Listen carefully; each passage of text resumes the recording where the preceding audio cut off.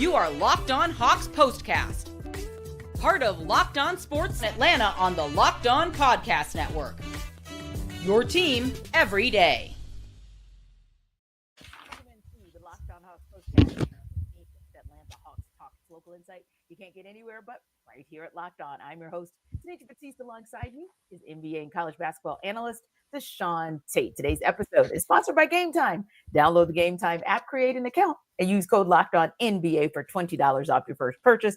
And of course, the Locked On Hawks Postcast is also part of the Locked On Podcast Network, your team every day. So Anthony Davis said it's his job to bring hope to forlorn Mavs fans. So who's that guy for the Hawks after moves at the trade deadline and, of course, the end of an era at the trade deadline? We'll discuss. And Hawks got their second win of the season against the Bucks tonight, and a little payback for being knocked out of the cup tourney in the process by Milwaukee. We'll talk about that. But let's talk also winners and losers at the trade deadline and talking takes on how, after being down by as many as 21, the Hawks took the Bucks from being unconscious from three to being knocked unconscious in their 115-1-10 win tonight. And Tate, for you, your take was as simple as this: the Hawks won the game of runs. Yeah, no, for sure. And I know that, we're definitely going to have conversations about how the second half just looked completely different than the first half, and all that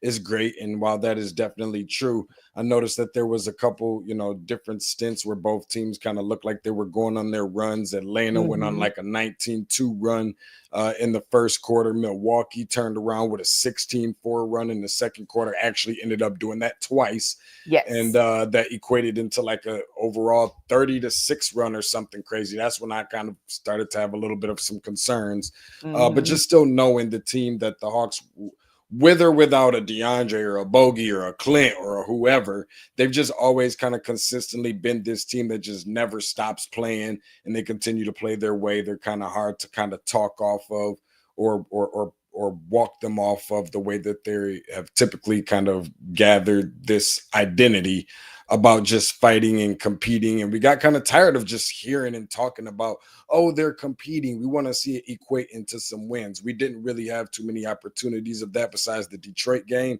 It was good to be able to see them get this one tonight. And then, of course, they strung together a 25-point performance in the third quarter, went on another 16-2 run. And then finally, I think the icing on the cake a little bit was the fact that they held Milwaukee scoreless, not only in the fourth quarter for the first 4 minutes, but held them scoreless from a field goal conversion standpoint for the first 5 minutes of the game. That told everything I needed to know.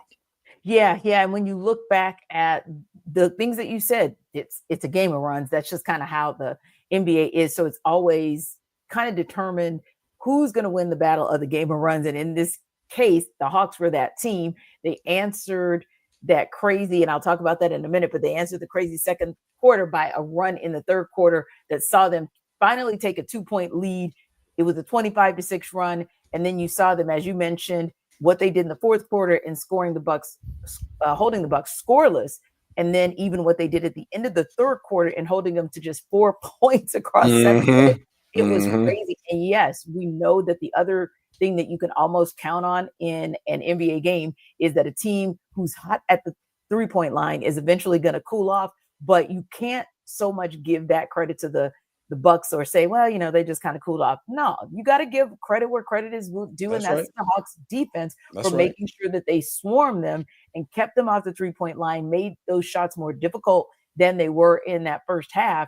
And then in addition to that, because we know that you can do as much as you want to do or try to do as much as you want to do against the other team at the defensive end of the court, but you got to answer them with your own run. And the Hawks actually did that tonight. So it was really, really good to see them be able to have two-way play in so many ways. So it's almost like I kept going back and forth on what my take was going to be.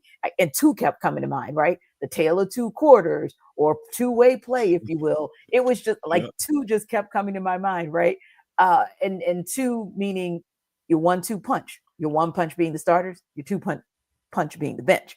So I'm going to go with, my take is the tale of just twos. And we're going to start off with the 2 quarters. I like that.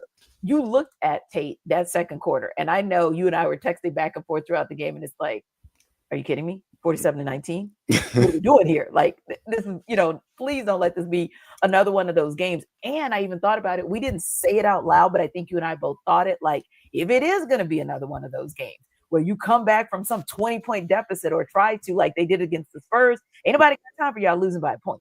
Okay. On because Tate and I were not pleased to talk about 126 to 125 after you battled all the way back from 120. So to see it be a tale of two quarters where you get outscored 47-19 in the second quarter, but then you answer back with a 37-17 performance, 17-point performance in the third quarter to take that 2-point lead that you then hold on to actually get the 115 to 110 win. That's going back to something you just said, Tate, which is we're not just talking about, oh yeah, they competed down to the wire. Like, anybody wanted to be talking about no competing. That's right. I want to talk about, nope, you battled back. You got back down to the fundamentals. You did what you needed to do, and you actually got a W. And then I want to go back to the other two, and that's the two-way play, particularly in the second quarter. When you look at the box score, and bear with me, DeShaun, because I want to give flowers and credit where they're due, because it was such a two-way team effort. I looked down the box of the third quarter, and you maybe had 2 out of the 11 or 3 out of the 11 that didn't have a rebound. So everybody contributed in that quarter, with Onyeka Okongwu playing lights out the third quarter, got 6 rebounds in that quarter. But then you look at Trae Young, 8 points. And you look at, oh my God, Mohamed Gueye, and not just the 3 rebounds, but the blocks. That's when the block party started for him. Look at, and you guys who can see us, you see the joy in DeShaun's face, because we were talking about Mohamed Gueye actually picking up the pace at both ends. And also DeShaun, and I'm going to come back to it, but I want to stop right now because I got a little black boy joy going on here. So I got to stop and let DeShaun have his say. But it was so exciting to see Mohamed Gueye do his thing at both ends of the court in important moments. I'll tell you why that means something in a minute, because it speaks to situational basketball and basketball IQ. And if you've been watching this postcast since DeShaun and I started it, you know how important that is to me. But D, I see you getting excited about talking about Mo Gueye. So what'd you see from Mo tonight?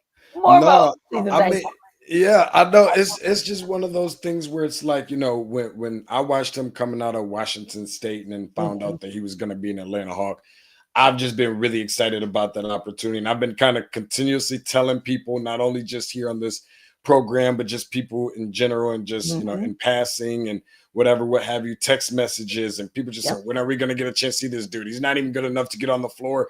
And these other guys are playing beat Krejci, ... And I'm just like, when that time comes, you're going to see exactly what he can do. And this is just the beginning. I think he's just kind of scratching the surface, because he does so many things well, and he plays with confidence. He's not scared to go in there a lot of times against the trees. He plays bigger than what he actually is. And, the time that he's spent, obviously, in the G League, I think has served him very well. But I think they could have really used him a lot earlier than the time that they have brought him, back up and being able to see some time. So in addition, I won't say outside of Trae, in addition to Trae Young, he's the guy that I've, one of my favorite players on this team for sure, really high at the top of that list. And just learning a little bit about his personality and so forth, and some of his background, his story, I think has even been something that's kind of made me excited. And then something else about this particular game. I mean, we're talking about a Milwaukee team that at one point in time was 10 for 10 from 3 in the second quarter. They looked like they were going to bury the Hawks early on. Bobby Portis was out there looking like Bobby Curry, for crying out loud. I mean, just open 3-point shot after open 3-point shot. It was good to be able to see the Hawks just kind of, finding a way when it looked like they were in quicksand, finding a way to be able to come up out of that. And of course, put the exclamation point on a game that is not only our last here at State Farm Arena before the All-Star break, but also breaks a streak of 5 consecutive losses at home. Yeah, you talk about that, going back to just Mo and what he was able to do in the G League. And yeah, I can tell you, when you would talk about him and you would rave about him, I'm like, I don't see it. And I would see it every night in the G League, waiting for it. But I will say his was kind of, he plays a mental game that I don't know if a lot of people give him enough credit for. Highly intelligent as far as his basketball cue. When interviewing him before the games, during the games, after the games, I was so impressed with how he saw the game and immediately knew right after going into halftime what the Skyhawks would have to do in the second half in order to win a game. And that was on a consistent basis. So some guys, maybe their bodies have to catch up to their minds. And with him, I think the Hawks were going slowly but surely because they did not want his body to break down on him and betray him again. But man, oh man, he darn it, he did the thing. And one more twofer before we wrap up.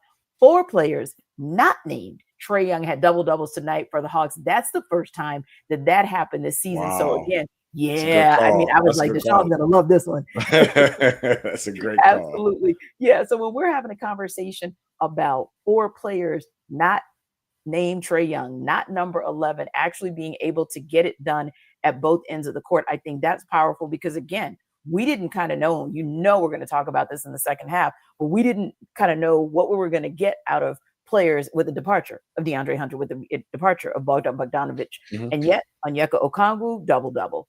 Dyson Daniels, double-double. Krejci, double-double. Mo Gueye, double-double. So, yeah, Hawks absolutely showed up at home, showed up big, and did it in twos more than I can actually say. But speaking of which, there were 2 Hawks, 2 beloved Hawks, 2 Hawks with some complicated legacies that actually are no longer with us. We'll talk about the end of the era in N1.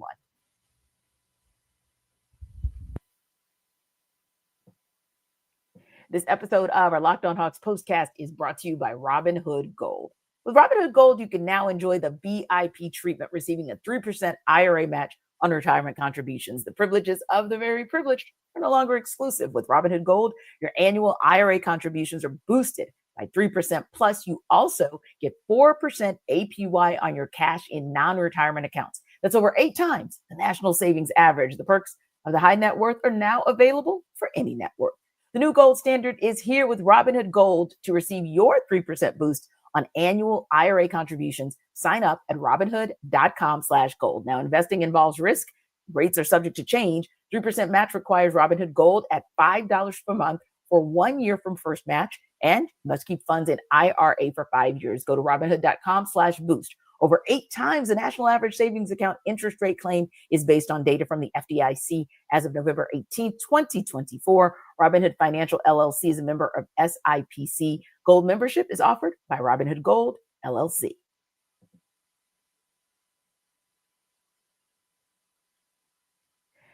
Well, DeShaun, one era ended and maybe another began at the NBA trade deadline for the Hawks. DeAndre Hunter's 6-year stint with the Hawks ended in a trade to the Cavs for Caris LeVert, Niang, 3 second-round picks, 2 swaps, all of that announced Thursday. And, of course, the Clippers added 5-year Hawks vet Bogdanovic in a deal with the Hawks to send Terance Mann and Bones Highland to Atlanta. Of course, LA will also receive 3 future second-round picks from the Hawks as part of the reported deal. And just tonight, NBA insider Chris Haynes is reporting that the Hawks will actually be waiving Highland. And for you, DeShaun, being an NBA insider, being a longtime NBA analyst, you know that that's how these deals go. It could be 3 teams. It could be 4 teams. It could be players that stay with the team. It could be players that 24 hours later never even put on a uniform, if you will. So we kind of saw that play itself out for the Hawks in, I would say, the last 12 to 18 hours heading up to the trade deadline. But first things first, for you, what was the biggest shocker of how the Hawks decided to move on? Moving on from Dre, moving on from Bogey, and maybe, but not moving on necessarily from Clint Capella.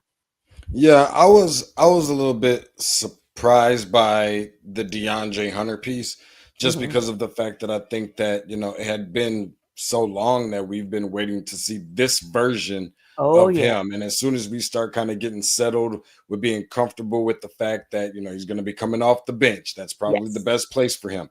Then he's leading the league in points of any player coming off the bench. And then, it just took me all the way back to when I knew that we were at a point where we weren't going to be able to hold on to somebody like a Herter, a Reddish, and a Hunter, who's going to be the one to go and then someone else is going to follow. He ended up being the guy.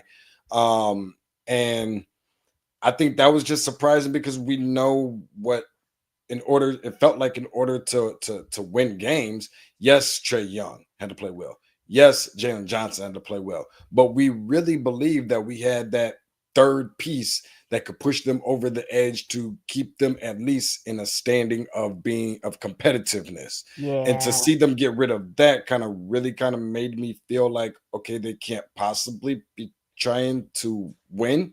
So that kind of surprised me a little bit from that standpoint. We were just getting used to being able to see this version of him. It just really didn't make a lot of sense to me. But I think that, when we're looking at the fact that the 8 games in a row went on a losing streak or what have you, and then things just kind of start looking a little bit different. And it was like, okay, all of this for what? You want to be able to clear out some money so that you can maybe try to, I guess, kind of feel like a rebuild a little bit. I'll say this last part though, because I don't want people to get discouraged, because even I can admit to being wrong about this part. Yeah. While the last time I felt this way and I wasn't really thrilled about it, it was certainly an underwhelming move, was recently the move for DeJounte Murray. But some positive things came out of that. The pickup of Zachary Resache as the number 1 pick. Yeah. Underwhelming, didn't feel great about it, but I'm seeing some positive things come out of it. So maybe they know some things that I don't know, and continuing to follow that trend. I feel like I feel right, but I hope that I'm wrong about it. And I really just kind of hate to see him and Bogey go in general. Yeah. So for me, I think, and you make a couple of good points there that I feel like I want to dig into just a bit. But I think for me, I was not surprised, because I know how much difficulty the Hawks have had in trying to find a trade partner with Clint Capella as a part of the package.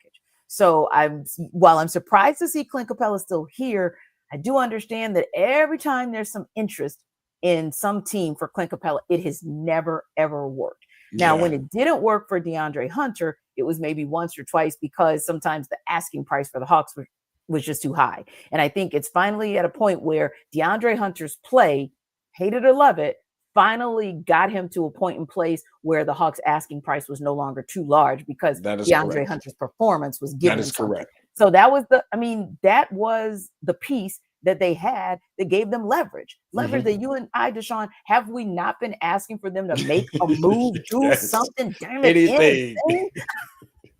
And here they do it, and we're like, oh man, no, I'm not like, oh man. I'm like, all right, darn it, you finally did it, because you finally got Dre in a place where Dre was a commodity that a team like the Cleveland Cavaliers, who've been back and forth with Oklahoma City Thunder the entire season with the number 1 record in the entirety of the NBA, said, hey, we see something that we'd like to have. So the Hawks had to move for the one time in 3 of Dre's 6 years that they've actually been able to find a partner or a 3-piece with a team, if you will, that they could pull off the deal. Now, before we go on to Bogey, I think the thing I wanted to ask you was this. You also mentioned 3 players, right, that we looked at and we saw, okay, there's a possibility for the Hawks moving on. How's that going to look? You said Cam Reddish, you said Kevin Huerter, and of course, DeAndre Hunter. Now, for me, I always thought Cam was the first one that would go out the door and should have gone out the door. So I wasn't mad about that. Yep. For me, if I had to choose between Kev and Dre, I always thought Dre was going to get out the door first. But again, Kev, unfortunately, was the one who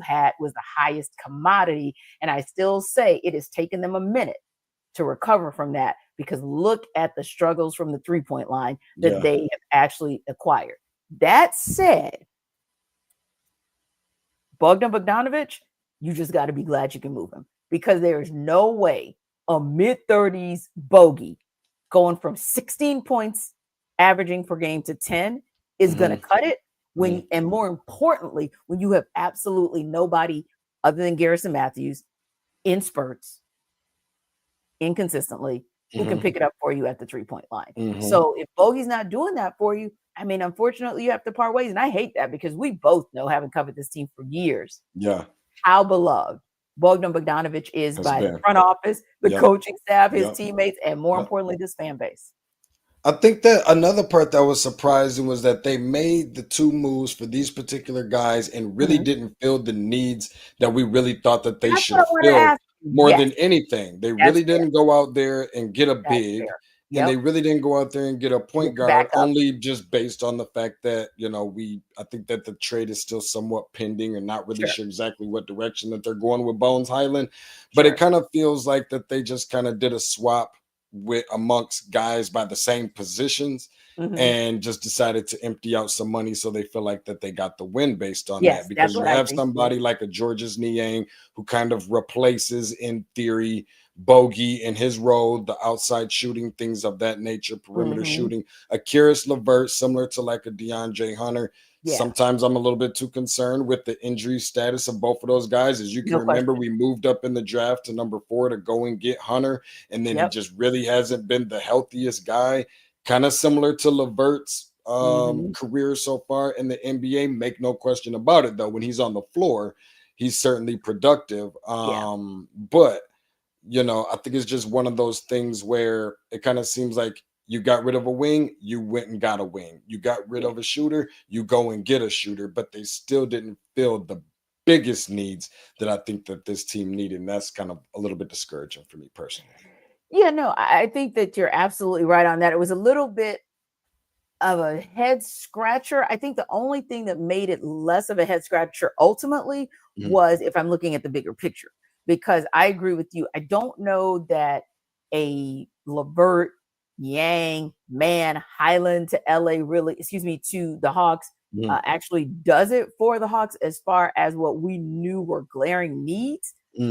But if this is a team that still says, hey, we're right there at the cusp of playing or bottom of, getting out of the play-in, but this might set us up for making bigger deals once free agency hits, I'm okay with that, because we do know that this was a team that was strapped, especially as it related to having draft capital to be able to negotiate. So I feel like, DeShaun, sneakily, that might be what all this leads to. Maybe there's somebody out there that they're looking for that's going to be available in free agency, or maybe there are less restrictions for that person in free agency. And the Hawks are like, we're going to go all gangbusters to get that guy. And we know that the trade deadline is going to put us in position to possibly do it, because who on this show is going to be mad if the Hawks actually went after somebody gangbusters? Not that guy, not this girl.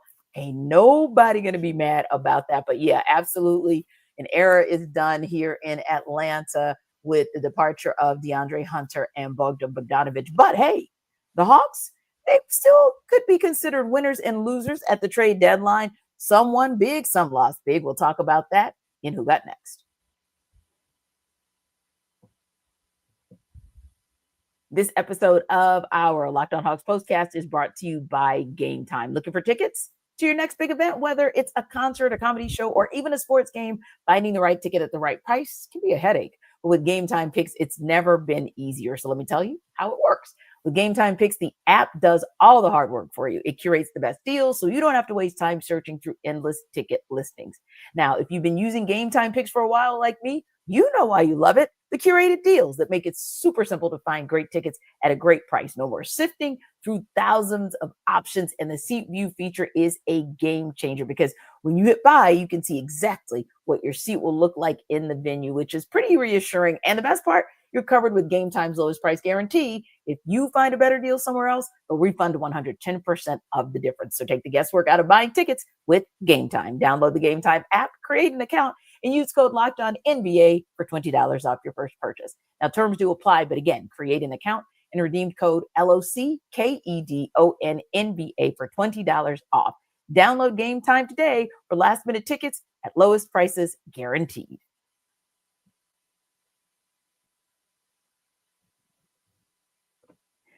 So, DeShaun, we know that on some level, obviously, the biggest deal that turned the NBA on its side, turned over the apple cart, however you want to call it, was obviously the departure of Luka Doncic from the Dallas Mavericks over to the Los Angeles Lakers, and Anthony Davis, as a result, going over to the Dallas Mavericks. But there were a lot of deals that were done from that time to 3 p.m. Eastern on Thursday. So for you, let's look at it from two perspectives.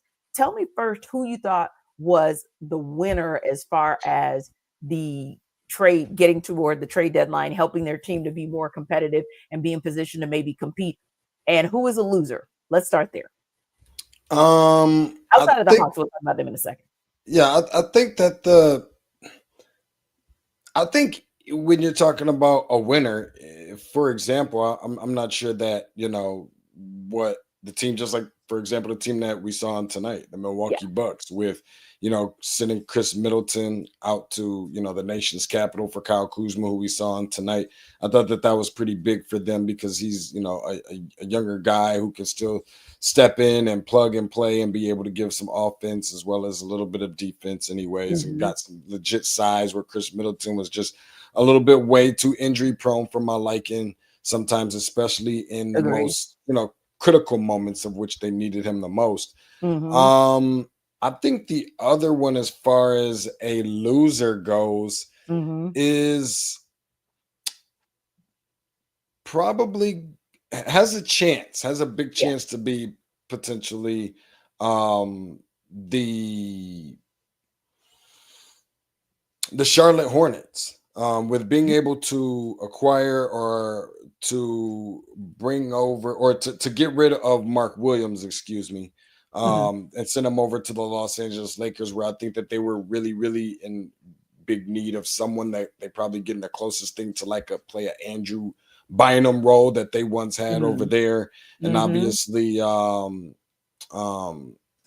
picking up, I'm drawing a blank here, the guy that came over from the Los Angeles Lakers, but nevertheless, just being able to be in position to add some shooting. I guess Charlotte needs a little bit of everything from that standpoint. So that I guess that helps them, but that wasn't their biggest need, is to be getting rid of a big where they're already short on bigs. The last thing that they need is another guard who's going to shoot the basketball.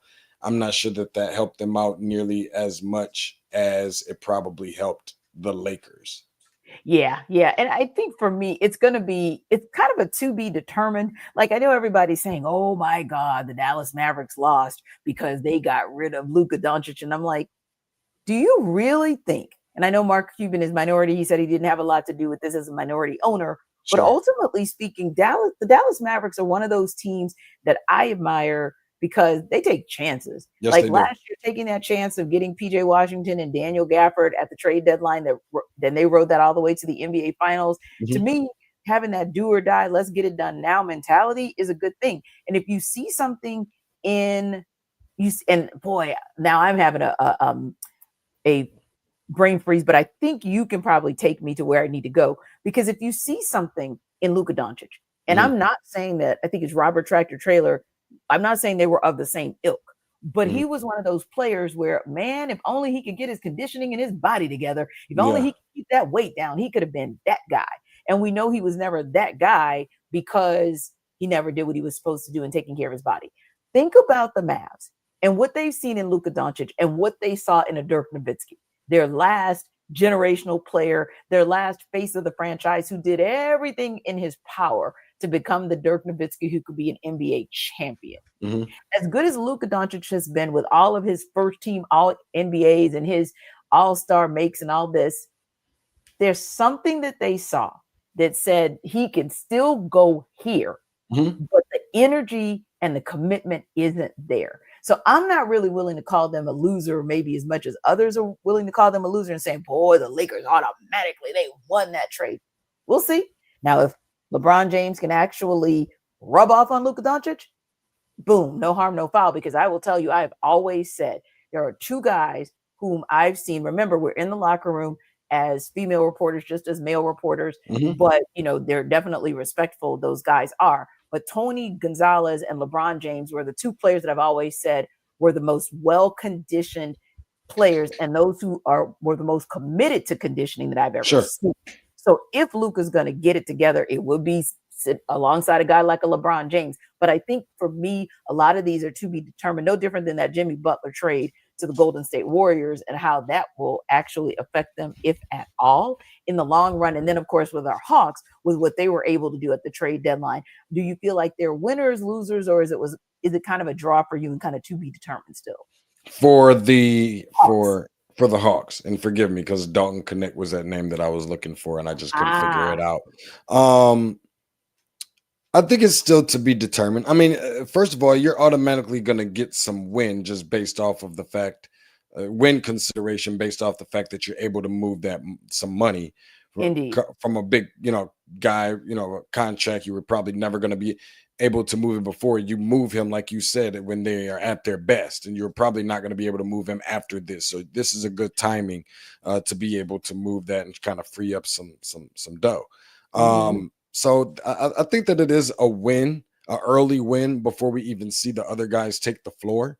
But you also replace some shooting, and if Bogey wasn't playing as much as Bogey wasn't, and I know we tried to stretch out why he wasn't playing for as long as we could, and obviously being a liability on defense, not saying Georgia's Niang is a defensive anchor by any means, but yet still not being able to be on the floor and just kind of always feeling like we're talking about, well, Bogey did play during the Olympics. He did play a lot of basketball. Maybe we should rest him, kind of thing, And then obviously the Caris LeVert piece, where he's kind of been the version that DeAndre Hunter is just becoming, if I'm just being honest. The only other thing about that is that maybe it wasn't as much, offense in terms of bulk, but it's in terms of consistency. He's always been that. And I'm not sure he's ever very much more healthy than DeAndre is either sometimes. So it just kind of feels like it's pretty even in those regards. And of course, Terance Mann is a good offensive player too, and